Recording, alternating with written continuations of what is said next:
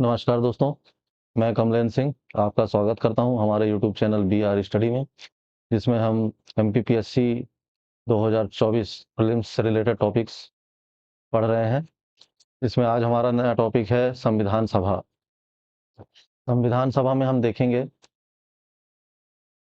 कि इसकी पृष्ठभूमि अपन देखेंगे कि ये शुरू कहाँ से हुआ। ये क्रिप्स मिशन है। क्रिप्स मिशन, यहाँ से इसकी एक तरह से शुरुआत आप समझ लीजिए। ऐसे तो बैकग्राउंड आप देखेंगे तो बहुत पुराना है, पर हमारे काम का क्रिप्स मिशन 1946 से है। 1946 में सॉरी 1942 है। हाँ, आप सुधार लीजिएगा, 1942 है। क्रिप्स मिशन 1942 में आया था, जिसमें अंग्रेजों द्वारा कहा गया था कि हम आपको जो भी संविधानिक जो भी अधिकार हैं, जो भी संप्रभुता है, जो भी सॉवरेनिटी है, वो हम आपको देंगे। तो उससे रिलेटेड इन्होंने एक मिशन लाया था। सर जॉन क्रिप्स जो वो थे, उनके द्वारा लाया गया था। 3 सदस्यीय एक कमिटी थी कि जिसमें अध्यक्ष थे क्रिप्स, जिस 1942 में लाया गया था, जिसमें ये कहा गया था कि हम आपको प्रभुसत्ता देंगे। प्रभुसत्ता मतलब सर्वोच्च शक्ति, कि आपको कोई उसमें हर डिसीजन लेने का अधिकार आपको इस उसमें मिलेगा। और इसमें क्या होगा, खुद का एक संविधान आप लिख सकते हैं। ठीक है। पहले अंग्रेजों द्वारा चलाई जाती थी जितनी नीतियां थी, जितने भी सभी निर्णय थे, सब अंग्रेजों द्वारा किया जाता था। परंतु 1942 में इन्होंने जब विरोध को देखते हुए ये क्रिप्स मिशन लाया, क्रिप्स को भारत भेजा अंग्रेजों ने, कि आप जाइए, एक समझौता है जिसमें आप उन्हें भारतीयों को, अगर भारतीयों के लिए, तो ये इसमें ये था कि खुद का संविधान आप लिख सकते हैं। ठीक है? और अब हमको चाहिए क्या था, प्रभुसत्ता। ये उन्होंने दे दिया, खुद का संविधान हम लिख सकते हैं, ये हमको दे दिया। और उन्होंने पर एक शर्त रखी कि केवल अगर कांग्रेस और मुस्लिम लीग, ये दोनों अगर एक इसमें सहमत हो जाते हैं कि एक संप्रभुता रहेगा, एक राष्ट्र रहेगा और संविधान रहेगा, तो ये क्रिप्स मिशन का मतलब हम आपको आजादी दे देंगे, एक तरह से इसका ये समझा जाए तो। पर मुस्लिम लीग ने स्वीकार नहीं किया। ठीक है। मुस्लिम लीग ने स्वीकार नहीं किया। उनको चाहिए था अलग राज्य अपना, या अलग देश चाहिए था। उस समय उन्होंने मांग तो बहुत पहले से हो रही थी, लेकिन उस समय उन्होंने खुलकर बोला कि हमें एक नया देश चाहिए। पर इसमें ये था कि कांग्रेस और मुस्लिम लीग दोनों इसमें राजी होंगे, तब हम क्या कहते हैं, ये लागू करेंगे ये। तो ये मुस्लिम लीग ने स्वीकार नहीं किया। इससे क्या हुआ, क्रिप्स मिशन एक तरह से मतलब फेल ही हो गया। जो मतलब उनके जो करने आए थे जो इस मिशन पे, वो फेल हो गया। और गांधी जी उसमें हुआ क्या था, क्रिप्स मिशन में, जब मुस्लिम लीग ने जब ये मंजूर नहीं किया, जब मुस्लिम लीग को ये चीजें मंजूर नहीं थी कि हम हमें हमारा अपना पाकिस्तान वो चाहते थे, तो उन्हें पाकिस्तान नहीं दिया गया। उन्होंने उन्हें कहा गया कि आप दोनों मतलब एक चीज पे सहमत हो, मतलब एक ही राष्ट्र पे, और उसमें खुद का संविधान हो। तो जब ये लागू नहीं था, तो मुस्लिम लीग, मुस्लिम लीग एक तरह से इसमें खुश नहीं थी। तो अब गांधी जी के अंदर ये एक बात मतलब उन्हें खटक रही थी कि हमारा देश है, आप हमको अंग्रेजों से चाहिए क्या। हमें अंग्रेजों से यही चाहिए कि आप हमारा हमें एक तरह से पूरा आप फ्री कर दें, एक तरह से अंग्रेजों को यही चाहिए था कि आप हर तरह से हमको प्रभुसत्ता दे दो। वो फिर हमारा मैटर है कि हम अलग हो जाएं, एक रहें। ठीक है। आप हमको मतलब बताने वाले कौन होते हैं कि आपको एक ही में सहमत होना पड़ेगा, या कंडीशंस, मतलब एक तरह से कंडीशन रखने वाले वो कौन होते हैं। ठीक है। गांधी जी का ये कहना था कि आप आपका काम है हमें मतलब आजादी दीजिए, आप यहाँ से जाइए। उनका मतलब ये था कि आप जाइए, आप मतलब ये वो मत लगाइए अड़ंगा की। वो जानते थे ये चीज कि मुसलमान जल्दी नहीं मानेंगे। वो इसीलिए ये एक तरह से मतलब लुभाने के लिए एक चीज़ें लाई कि हम लाते हैं उनके ये भी रहेगा कि हमने ये चीज़ें लाई और लागू हो नहीं पाएगा वो चीज़ें। तो वो हुआ नहीं। तो मुस्लिम लीग ने स्वीकार नहीं किया और उसके क्रिप्स मिशन के विरोध में कि आप हमें पूरी तरह हमें आज़ादी नहीं दे रहे हैं, आप इसमें टर्म्स एंड कंडीशन लगा रहे हैं, ठीक है? तो इसमें उन्होंने क्या किया कि यहीं से उन्होंने भारत छोड़ो आंदोलन शुरू कर दिया, ठीक है? अगस्त 1942 में। अगस्त 1942 में इसी कारण क्रिप्स मिशन जब फेल हो गया, इसके कारण गांधी जी ने बहुत ही एक बड़ा आंदोलन जो बहुत ही जो हमारे स्वतंत्रता में सबसे मेन जो आंदोलन था, वो यही था भारत छोड़ो आंदोलन। उन्होंने गांधी जी ने ये शुरू कर दिया। अब हुआ क्या? भारत छोड़ो आंदोलन 1942 में जब गांधी जी ने शुरू किया, तो उसी समय द्वितीय विश्व युद्ध भी हो रहा था। यहाँ द्वितीय विश्व युद्ध था और इधर भारत छोड़ो आंदोलन था। इसमें अंग्रेज बहुत बुरी तरह मतलब प्रभावित हुए थे। क्या उन्हें फंड भी चाहिए था और हर तरफ से अस्त-व्यस्त लग रहे थे, तो वो ये नहीं चाहते थे कि भारत में भी बहुत ज़्यादा विरोध हो। इधर तो हम हार ही ग रहे हैं, ठीक है? और वो ये नहीं चाहते थे कि इधर भी हमें ये प्रभाव देखने को मिले। तो उन्होंने क्या किया, 1946 में कैबिनेट मिशन लाया, ठीक है? फिर से उन्होंने मतलब इसी को कैबिनेट मिशन को द्वितीय मतलब या ये बोल लें कि वो जो क्रिप्स मिशन था वो कैबिनेट मिशन पहला था और ये कैबिनेट मिशन 1946 पे एक तरह से दूसरा कैबिनेट मिशन था ये, ठीक है? उसमें उन्होंने इसमें क्या किया फिर से वही चीज़ें कि आपको प्रभुसत्ता देंगे, आपको संविधान लिखने का पावर रहेगा, पर जब आप दोनों राज़ी होंगे तब। अब इसमें फिर से फिर से वही बात थी तो फिर वही कारण आ गया कि क्या कहते हैं अ हम पाकिस्तान फिर से उस चीज़ में वो मानने को तैयार नहीं था कि हमें एक ही उसमें चाहिए। वो शुरू से ही यही था कि उनका कि अलग से उन्हें राष्ट्र मिले, ठीक है? तो अंग्रेज़ों ने फिर से क्रिप्स मिशन की जैसे सॉरी शर्तें रखी जिसमें वो ये चाहते थे कि दोनों जब कांग्रेस और मुस्लिम लीग जहाँ एक मतलब एक प्लेटफ़ॉर्म पे अगर रहेंगी, तो ही ये मिशन वो हो पाएगा। परंतु इस बार उन्होंने एक नया सुझाव लेके आए, संविधान सभा का। ये संविधान सभा इसमें एक अलग से चीज़ थी, ये जो कैबिनेट मिशन 1946 था। इसमें एक उन्होंने ये मुस्लिम लीग को मनाने में ये कामयाब हो गए कि हम ऐसा करते हैं कि संविधान सभा में चुनाव करवाते हैं। अ, चुनाव करवाते हैं और जैसा आपको वो रहेगा जिस मेजॉरिटी में आप जीतेंगे अगर आप जीत जाते हैं इसमें, तो ठीक है, आप अपना अलग वो कर लीजिएगा। अगर आपके अच्छे खासे नंबर्स रहते हैं, सीट्स रहती हैं, तो आप अपना आपका रास्ता बन सकता है। ठीक है, ये मोहम्मद अली जिन्ना जो थे, ठीक है? जिन्ना इसमें मान गए, ठीक है? मोहम्मद अली जिन्ना इसमें मान गए। फिर होता है संविधान सभा चुनाव, ठीक है? ये कब होता है? जून 1946 में। अब ये अप्रत्यक्ष चुनाव है, ठीक है? अप्रत्यक्ष चुनाव मतलब ये जो प्रांतीय जितनी सभाएँ थीं, प्रांतीय सभा, हमने पिछली वीडियो में हमने पढ़ा था 1935 और 1919 का एक्ट जिसमें प्रांतीय जो सभा थी उसको इंग्लिश में अपन बोलेंगे प्रोविंशियल असेंबली, ठीक है? जो जैसे आज का हमारा जैसे हम मध्य प्रदेश के हैं तो मध्य प्रदेश का जो विधान सभा है, ठीक है? तो वैसे ही प्रांतीय सभा, ठीक है? तो वो इसमें जो संविधान सभा का जो चुनाव हुआ था उसमें ये था कि अप्रत्यक्ष चुनाव हुआ था जिसमें जनता जनता जो थी, उन्हें वोटिंग का अधिकार नहीं था। डायरेक्ट जैसे आज मतलब संविधान सभा का चुनाव आज के आप कंपेयर कर सकते हैं जैसे कि लोकसभा चुनाव।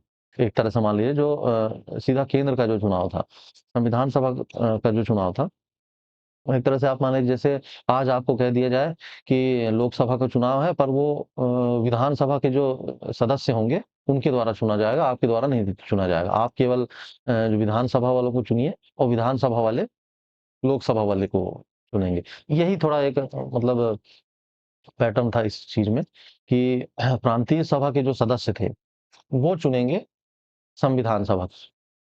के सदस्यों को, ठीक है? जो प्रांतीय सभा में जो चुने हुए सदस्य हैं, वो संविधान सभा के जो रिप्रेजेंटेटिव्स हैं, है ना? प्रतिनिधि जो हैं, उन्हें वो चुनेंगे, ठीक है? और ये चुनाव वो मतलब कैसे हुआ था? स समानुपातिक प्रतिनिधित्व, इसको इंग्लिश में क्या कहेंगे? Proportional representation. प्रोपोर्शनल रिप्रेजेंटेशन मतलब जिस प्रोपोर्शन में लोग रहेंगे, उस प्रोपोर्शन में सीटें रहेंगी। मतलब ये कहा गया था 10 लाख लोगों में 1 सीट, ठीक है?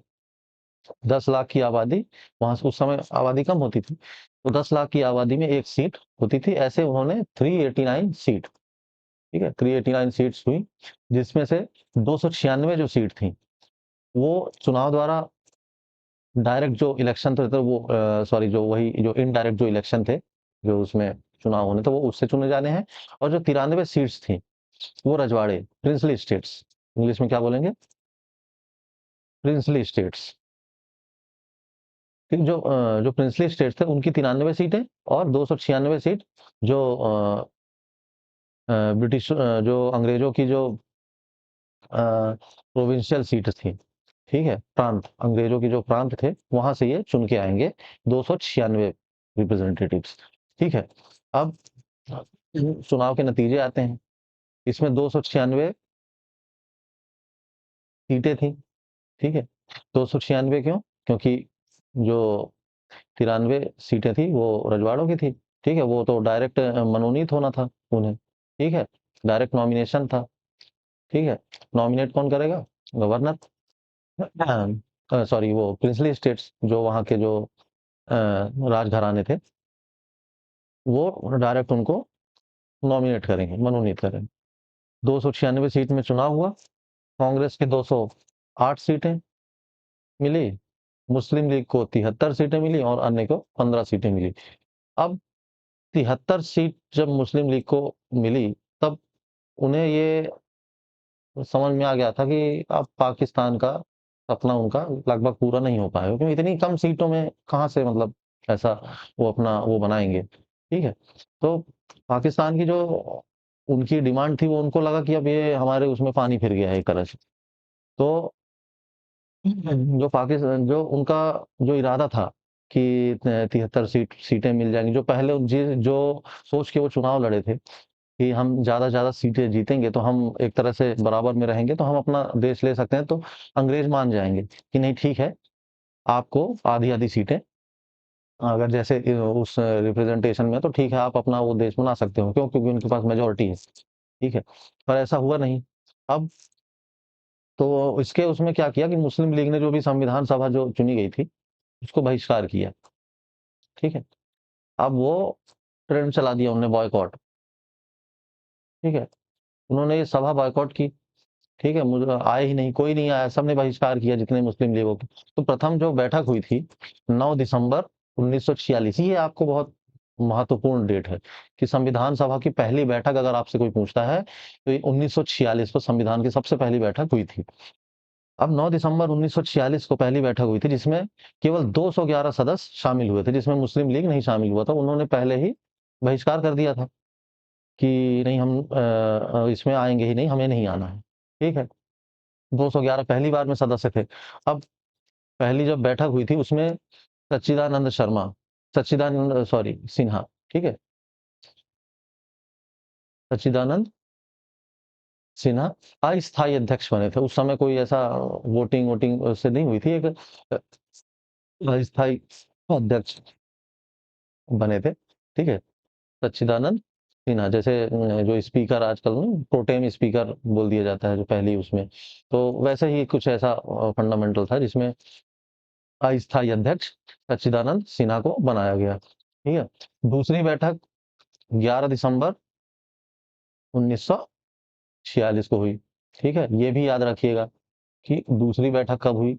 11 दिसंबर 1946, ठीक है? जिसमें डॉक्टर राजेंद्र प्रसाद को स्थायी अध्यक्ष बना दिया गया कि अब से जो भी मतलब हमारी सभा रहेगी, उसमें अध्यक्षता कौन करेंगे? डॉक्टर राजेंद्र प्रसाद करेंगे, ठीक है?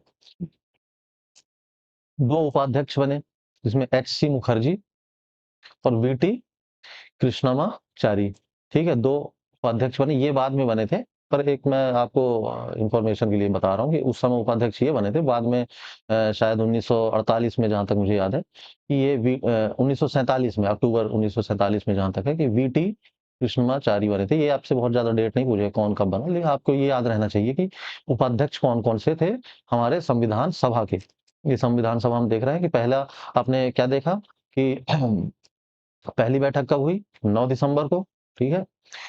दूसरी बैठक कब हुई? 11 दिसंबर को 1946 को, ठीक है? जिसमें राजेंद्र प्रसाद अध्यक्ष बने स्थायी रूप से, अस्थायी अध्यक्ष सच्चिदानंद सिन्हा बने, ठीक है? और 2 उपाध्यक्ष बने एच.सी. मुखर्जी, वी.टी. कृष्णमाचारी, सॉरी। अब बी.एन. राव विधिक सलाहकार बने। बी.एन. राव की एक तरह से बहुत बड़ी भूमिका है। आप अगर देखें जो संविधान लिखने में, संविधान निर्माता हम जैसा कि बोलते हैं कि बी आर अम्बेडकर जी हैं, डॉक्टर बी आर अम्बेडकर संविधान निर्माता है। और एक दिन एक मैं ऐसा बताना चाहूँगा हूँ आपको, ऐसा उससे हट के थोड़ा कि उनने जब ये मान लीजिए कि 25 नवंबर, हाँ, जहाँ 25 नवंबर 1949, एक दिन पहले, 26 नवंबर को वो बना था, एक दिन पहले 25 नवंबर को जब ऐसे सब स्पीच दे रहे थे अपनी-अपनी, तो अम्बेडकर साहब ने एक स्पीच दी थी, उसमें उन्होंने कहा था कि मैं प्रकलन समिति का अध्यक्ष हूँ। प्रारूप समिति का, प्रकलन, सॉरी, मेरे मुँह से निकल गया। प्रारूप समिति, ड्राफ्टिंग कमिटी का, ठीक है? ड्राफ्टिंग कमिटी का अध्यक्ष हूँ मैं। तो ज़्यादातर लोग मुझे ही कहेंगे, क्योंकि क्या था कि उस समय जिस समय ये संविधान लिखा गया, सबसे अगर कोई विद्वान व्यक्ति था तो वो बी आर अम्बेडकर जी थे उस समय। और इसी कारण उन्हें प्रारूप समिति का अध्यक्ष बनाया गया, क्या कि आप ये लिखिए। क्योंकि उन्हें उनके पास बहुत सारी डिग्रियां थी, 3-3 पीएचडी थे उन्होंने, बहुत अच्छी पढ़ाई उन्होंने की थी इंग्लैंड से और जगह से। तो हम बहुत सबसे विद्वान माने जाते थे बी आर अम्बेडकर। तो उन्होंने ये स्पीच दी, और उस समय अगर बोलते थे कि उनके अगर टक्कर में कोई है विद्वान में, तो वो थे बी.एन. राव, जो उस समय विधिक सलाहकार थे। विधिक सलाहकार भी एक अच्छा वो था, जिस जो कानूनी सलाहकार था भारत शासन में। तो बी.एन. राव, वो बी आर अम्बेडकर जी ने ये बोला था कि अगर कोई अगर जितना योगदान मेरा है ड्राफ्टिंग कमिटी में, ये संविधान लिखने में, उतना ही श्रेय बी.एन. राव जी को जाता है। ये बी आर अम्बेडकर जी ने बोला था दिन पहले। ठीक है, ये तो वो वाली बात है। तो मैं आपको ये बता रहा हूँ कि बी.एन. राव एक बहुत अच्छे मतलब विद्वान व्यक्ति थे, जो हमारे संविधान सभा में विधिक सलाहकार थे। तो ये आप याद रखिएगा, इनकी भी बहुत बड़ी भूमिका थी ये हमारा संविधान निर्माण करने में। ठीक है? फिर उसके बाद आपको ये समितियाँ याद रखनी है कि संचालन समिति, मैं मुख्य-मुख्य समिति बता रहा हूँ। संचालन समिति, उनके अध्यक्ष कौन थे? डॉक्टर राजेंद्र प्रसाद। संघ शक्ति समिति, संघ शक्ति समिति के अध्यक्ष कौन थे? जवाहरलाल नेहरू। संघ संविधान समिति बनी, उनके अध्यक्ष कौन थे? ये भी जवाहरलाल नेहरू थे। प्रांतीय संविधान समिति, ये भी था ना कि जितने प्रांत में भी एक संविधान, प्रांतों का भी एक अलग वो रहेगा संविधान। हर जो राज्य थे, जो भी प्रांत थे, उनके भी अलग। और उनको कई प्रांत ऐसे थे जो अलग होना चाहते थे, ठीक है? तो वो भी उन्होंने मतलब उसके भी वो वल्लभ भाई पटेल ही बने थे। झंडा समिति थे, वो उसके जो अध्यक्ष थे वो कौन थे? जे बी कृपलानी, ठीक है? ये आप याद रखिएगा, ठीक है? अब अपन आगे देखते हैं कि 13 दिसंबर 1946 को तीसरी बैठक हुई, ठीक है? कब-कब हुई? 9 दिसंबर, 11 दिसंबर और ये 13 दिसंबर अपन देख रहे हैं। 13 दिसंबर 1946 को तीसरी बैठक हुई, जिसमें जवाहरलाल नेहरू द्वारा उद्देशिका प्रस्ताव लाया गया, ठीक है? जिसमें जवाहरलाल नेहरू द्वारा उद्देशिका प्रस्ताव लाया गया। अब ये उद्देशिका प्रस्ताव क्या था? उद्देशिका प्रस्ताव एक ये था कि एक-एक जो हमारा मतलब उद्देश्य है, मतलब कानून से रिलेटेड, कानून मतलब कैसा, क्या हम चाहते क्या हैं? जैसे जो हम संविधान तो लिख रहे हैं, उसमें क्या चीज़ें मतलब रहनी चाहिए, क्या चीज़ को देखकर ये लिखा जाए संविधान। आप समझ रहे हैं? कि उसमें जैसे, और यही जो इस उद्देशिका थी, जो ये उद्देशिका प्रस्ताव लाया गया, जो कि 22 जनवरी 1947 को प्रस्ताव पारित भी हो गया। तो यही आगे चल के जो हमारा प्रस्तावना है, प्रियम्बल जो हमारा प्रस्तावना है, उसमें जो-जो चीज़ें लिखी गई हैं, वो मुख्य रूप से यही थी। उद्देशिका प्रस्ताव, जो भी उद्देशिका प्रस्ताव में था, वो ही हमारा जो प्रियम्बल लिखा गया, प्रस्तावना, उसमें वही-वही चीज़ें थी जो इसमें थी, उद्देशिका प्रस्ताव। एक तरह से उद्देश्य था कि भाईचारा रहना चाहिए, सबको समानता का अधिकार रहना चाहिए। ये चीज़ें मतलब कुछ-कुछ चीज़ें थी जो जिसमें फ़ोकस करना था, इसका उद्देश्य था, ठीक है? न्याय सभी को होना चाहिए, ठीक है? तो 22 जनवरी 1947 को उद्देशिका प्रस्ताव पारित हुआ। अच्छा, आप बोलेंगे कि 1946 में जब प्रस्ताव लाया गया तो उस दिन क्यों पारित नहीं हुआ? ये क्या हुआ था कि मुस्लिम लीग ने तो बॉयकॉट ही कर दिया था कि हम आएँगे नहीं। अब मोहम्मद अली जिन्ना ने को अब जब जवाहरलाल नेहरू जब ये विश्व का प्रस्ताव लाए थे, उस समय उन्होंने एक बात कही कि ठीक है, अब वो उनके हमारे जो विचार हैं वो नहीं मिल रहे हैं, वो उस पे अड़े हुए हैं। लेकिन वो भी हमारे एक भाई ही हैं, हमारे देश के नागरिक हैं, तो एक बार और उनको बोला जाए कि नहीं आप आइए, हम जो ये उद्देश्य का प्रस्ताव ला रहे हैं जिसके बाद संविधान लिखा जाएगा, ठीक है? तो उसमें आप भी कुछ अपने मत रखिए या उसकी मीटिंग वो करिए। तो उन्हें एक मतलब बताया गया था कि 22 जनवरी को हम मतलब जिन्ना ने बोला था कि मैं 22 जनवरी तक आ जाऊँगा, आऊँगा, 22 जनवरी को आऊँगा, 1947 में सभा में रहूँगा। पर ऐसा हुआ नहीं, 22 जनवरी को वो नहीं आए। इंतज़ार किया था उन्होंने, नहीं आए। उसके बाद जो जवाहरलाल नेहरू थे वो उद्देश्य का प्रस्ताव पारित कर देते हैं। ठीक है? उसके बाद आता है 20 फरवरी 1947। ठीक है? 20 फरवरी 1947 को क्या हुआ था? ब्रिटिश प्रधानमंत्री उस समय कौन थे? शायद क्लेमेंट इटली थे, जहाँ तक मुझे याद आ रहा है। हुँ। तो उन्होंने कहा था मतलब रेडियो के माध्यम से घोषणा की थी कि जून 1948 में हम पूरी तरह से भारत को मुक्त कर देंगे।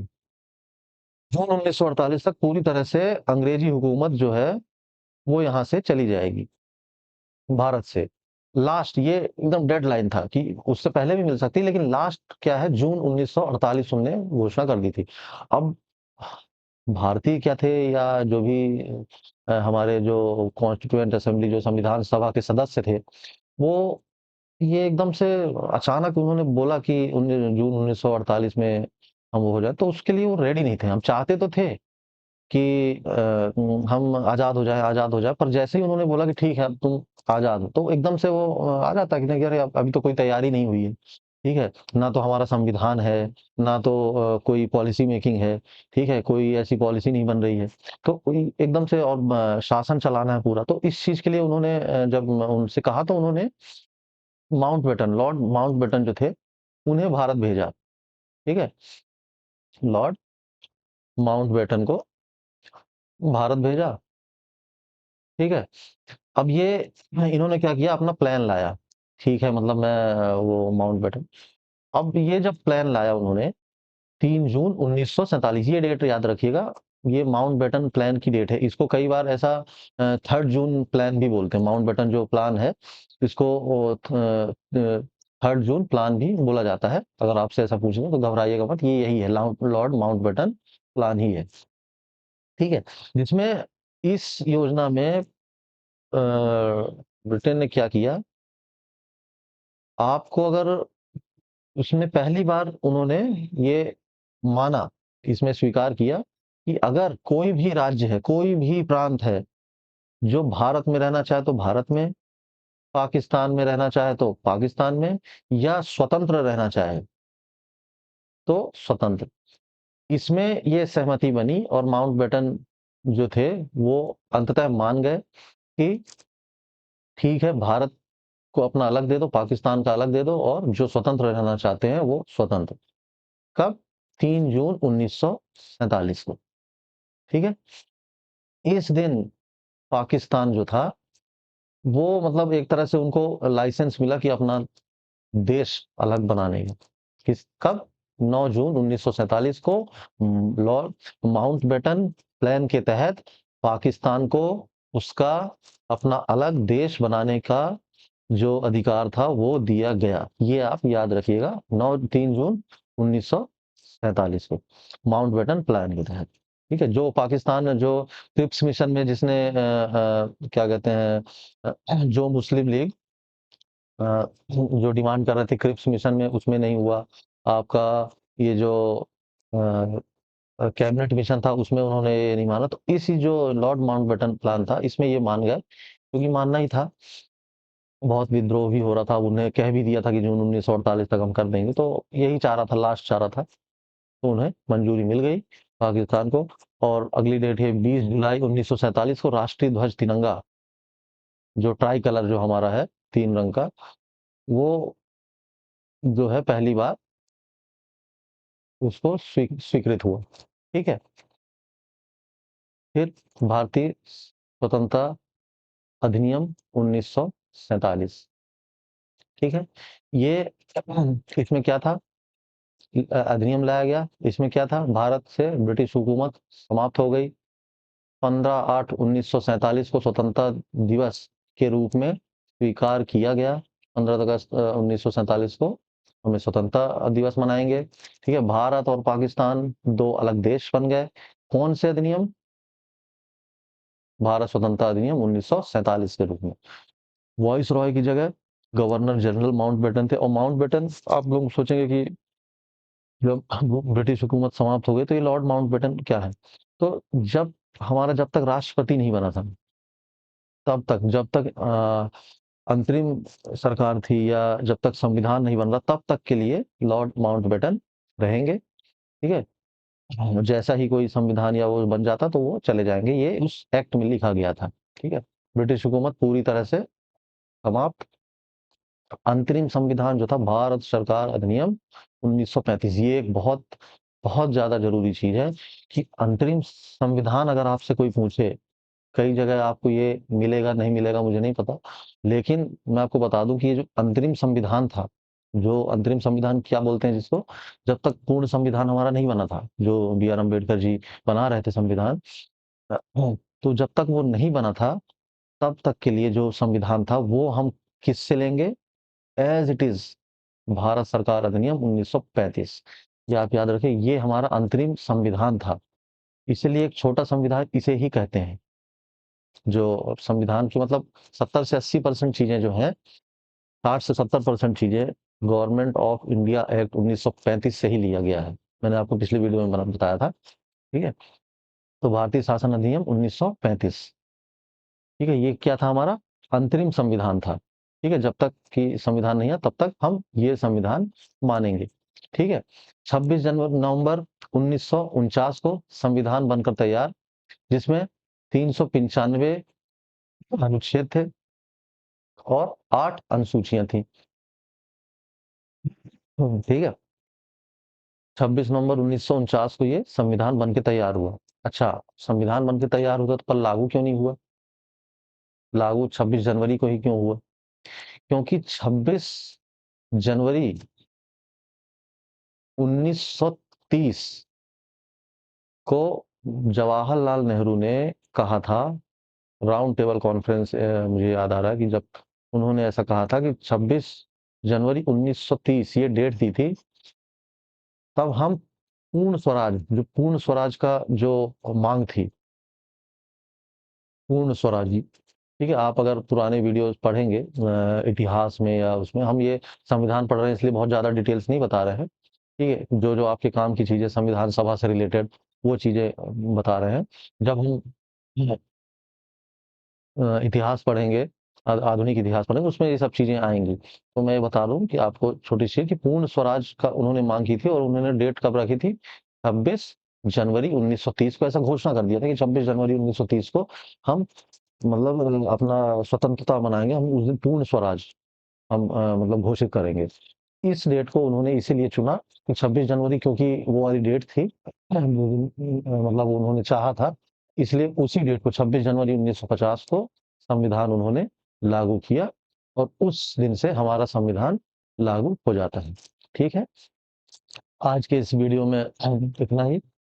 आशा करता हूँ आपको समझ में आया होगा, और अगर समझ में आया होगा तो आप ये वीडियो ज़्यादा से ज़्यादा लाइक करिए, ठीक है? और चैनल्स को सब्सक्राइब करिए ताकि हम जो भी वीडियोज़ आएँ, वो आपको आगे पता चलती रहे, ठीक है? तो ठीक है, तब तक के लिए धन्यवाद।